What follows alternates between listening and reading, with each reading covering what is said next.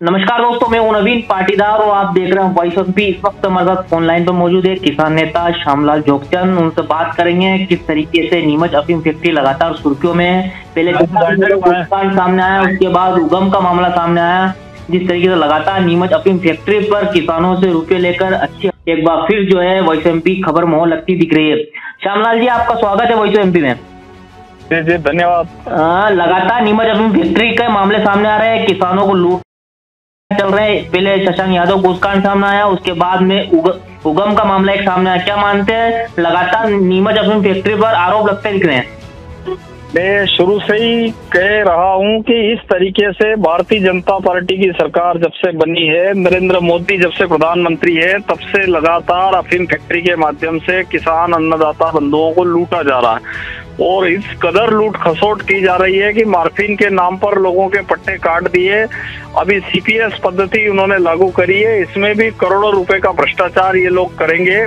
मैं ऐसा सोचता हूं कि आम जनता को आपके चैनल के माध्यम से कहना चाहता हूं कि हम लोगों को एक लड़ाई लड़ना चाहिए। सारे किसान, मजदूर, गरीब, आम आदमी को इकट्ठे होकर के इस भ्रष्ट और बेईमान भाजपा की सरकार है, नरेंद्र मोदी की सरकार है, इन लोगों के खिलाफ कार्रवाई होना चाहिए और इसके लिए एक जन आंदोलन खड़ा होना चाहिए।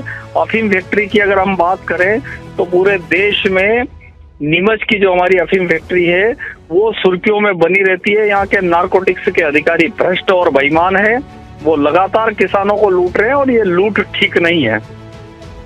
श्यामलाल जी, उगम की बात की जाए तो महिला से 2 लाख रुपए भी लिए, उल्टा दुष्कर्म का मामला भी सामने आया, कनेरा थाने में मामला दर्ज हुआ है। क्या मानते हैं कितनी बड़ी लूट जो है नीमच अफीम फैक्ट्री के अधिकारी, कर्मचारी और कुछ कतिपय दलाल जो यहाँ पर किसानों को लूट सिंडिकेट ऑपरेट कर रहे हैं? सीबीआई जांच होनी चाहिए। मुझे ऐसा लगता है कि अफीम फैक्ट्री के अधिकारी बेलगाम घोड़ों की तरह घूम रहे हैं, उनके ऊपर कोई लगाम नहीं है। और इसमें सबसे बड़ी बात यह है कि जनप्रतिनिधि नेता इसमें मिले हुए हैं और मुझे ऐसा लगता है कि इसके लिए बड़ी जांच की आवश्यकता है। सीबीआई जांच की जाना चाहिए और तत्काल ऐसे जो अधिकारी है उन लोगों के खिलाफ जांच करके मुकदमे दर्ज होना चाहिए।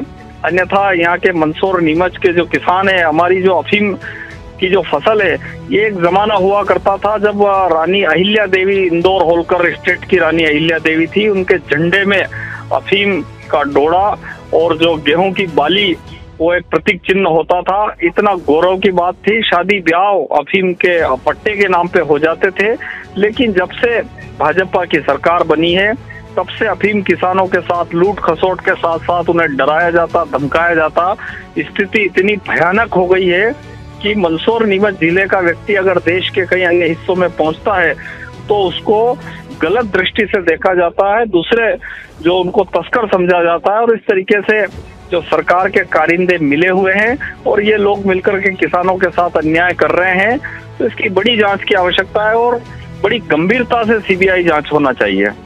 श्यामलाल जी, अगर बात की जाए विपक्ष की बात की जाए तो विपक्ष ने अभी तक कोई ना धरना, ना आंदोलन, ना कोई ज्ञापन दिया। तो क्या माना जाए, विपक्ष भी इस मुद्दे को तेजी से नहीं उठा पा रहा है? नहीं, विपक्ष लगातार हर जगह लगा हुआ है, लेकिन इस देश का दुर्भाग्य है कि मीडिया पूरी तरह से जो है जो बताता नहीं है और मीडिया की भूमिका संदिग्ध हमेशा रहती है। और जो विपक्ष की आवाज है उस आवाज को दबाने के लिए सरकार तो करती है, लेकिन इसके साथ साथ मीडिया मिल जाता है। अभी भी हमारे कांग्रेस के लोगों ने मंदसौर में धरना प्रदर्शन किया। पिछले साल भी मैंने नेतृत्व किया था, हजारों लोगों ने मिलकर के अफीम फैक्ट्री का घेराव किया था और नारकोटिक्स कमिश्नर का घेराव किया था। एक बार यहाँ जब हमारे रिंडा, मल्हारगढ़ विधानसभा क्षेत्र के रिंडा गांव में एक किसान पे फर्जी मुकदमा बनाया था, तब आचार संहिता होने के बावजूद भी हम लोगों ने घेराव किया। लगातार जब मौका मिला तब इस विभाग के खिलाफ आंदोलन किया, लेकिन इस विभाग की चमड़ी जो है गेंडे की चमड़ी के समान हो गई है। ये विभाग पूरी तरह से कोई इसको पता नहीं चलता, सुन्न रहता है। तो मुझे ऐसा लगता है कि इसके लिए जनप्रतिनिधियों को और सरकार को कहीं न कहीं सोचना चाहिए, अन्यथा सरकार इस मुगालते में है कि किसान को गुस्सा नहीं आएगा। जब आपने देखा होगा 2017 में जब अन्नदाता किसान को गुस्सा आया तो उसका परिणाम किसान आंदोलन के सामने आया है। और अगर अफीम के विषय में यहाँ के सांसद महोदय ने भी नहीं ध्यान दिया, क्योंकि सांसद बड़ी बड़ी डींगे हाँकने के अलावा कोई काम नहीं करते हैं। जब भी किसान अन्नदाता उनसे बात करते हैं तो विदेशों की बात करते हैं और माननीय सांसद पूर्ण रूप से निष्क्रिय बने हुए हैं। उनकी कोई भूमिका नहीं है किसानों के प्रति, कोई ये नहीं। लगातार विपक्ष इस बात को जरूर उठा रहा है लेकिन विपक्ष की आवाज को दबा दिया जा रहा है।